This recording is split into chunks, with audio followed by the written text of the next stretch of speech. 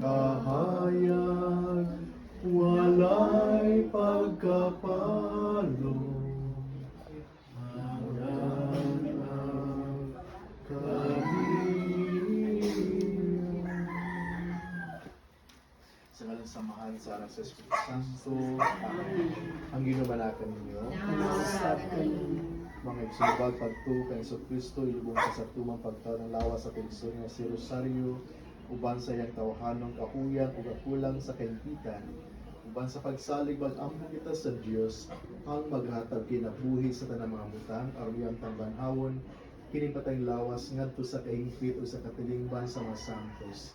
Magmaluluyon ta ang Dios diya sa paghukom kan Rosario ug pasaylon ta ang tanan niya mga sala. Gadon unta sa ni Kristo ang maayo magbalantay ngadto sa matunang tungpuloy-anan diin magpuyo sa mga naruban sa Dios nga atong amahan tipon sa tanang mga santos sa pagtubangan sa hari nga walay katapusan. Magmalipanan ta siya hangtod sa kampuran.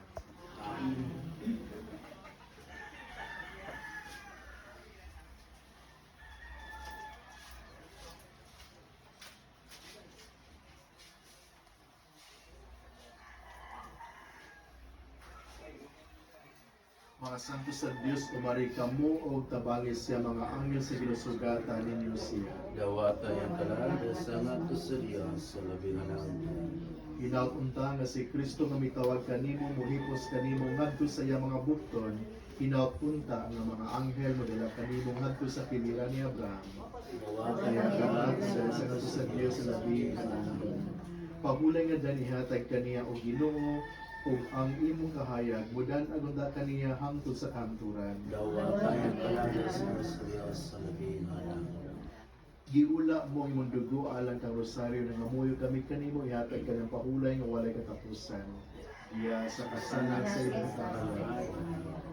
O Ginoo sa wala pa sa mataw nakailak ka na kaniya ug unya gibuhat mo siya subay sa imong larawan. Nangamuyo kami kanimo ihatag kaniya ang paulay nga walay katapusan. Diha sa kasanan sa imong kahayag. Kanimo Ginoo gitugyan namo pagbalik ang iyang kalag nangamuyo kami kanimo ihatag kaniya ang paulay nga walay katapusan. Diha sa kasanan sa imong kahayag. Gibasulan niya mga sala nga nahimo batok kanimo nangamuy kami kanimo ihatag kaniyang pakulay nga walay katapusan. Diha sa kasanan sa imong kahayag. Gibuhat mo sa imo sang banhawon ug aron makakita sa kanimo nga iyang luwas nangamuy kami kanimo ihatag kaniyang pakulay nga walay katapusan. Diha sa kasanan sa imong kahayag. Uamahan nga labing maluluyon sa imong makamot among itugyan ang kalag sa among igsuon aron mabanaw ta sa katapusang adlaw uban sa tanan nga nangamatay diya ni Kristo. Ginoo sa imo dakong kaluoy dawata ang among pag-ampo aron ablihan unta ang mga gamaan sa paraiso alang sa imong sulugoon. Sa among bahin mahupay usaw unta kami sa mga pulong sa among pagtuo hangtod magiusa kami sa pagsugat kang Kristo. Niadtong adlaw kanus ang makatigom kaming tanan uban sa Ginoo sa among igsoon hangtod sa kahamturan. Kini ang gipangayo pinagi ni Kristo among Ginoo. Amen. Pahulay nga dan ihatag kaniya o Ginoo. Ang kahayag ng kapalagan ng kaniya hangtod sa kampuran. Tulang kasamagyan nito sa Parisos, gatos pamartir, dan sudah berada kini si Kristo nagahari hangtod sa kahangturan. Amen.